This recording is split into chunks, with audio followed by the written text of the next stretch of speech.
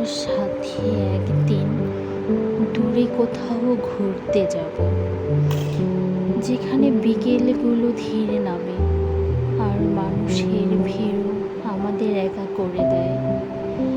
হাতে হাত রেখে হাঁটবো অচেনা কোনো স্টেশনের পাশে। চায়ের কাপে জমে থাকবে অল্প অল্প সুখের ধোয়া।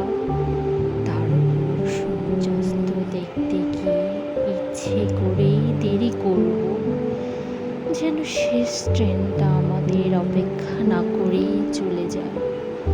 কেমন হবে বলো তো, যদি সত্যি ফেরার কোনো ট্রেন না থাকে? তাহলে হয়তো ফিরে যাওয়ার তাড়া থাকবে না, আর থাকবে না আলাদা হওয়ার ভয়। শুধু তুমি আর আমি, একটি নির্জন রাত, আর দুজন মানুষের ধীরে ধীরে এক হয়ে যাওয়ার গল্প।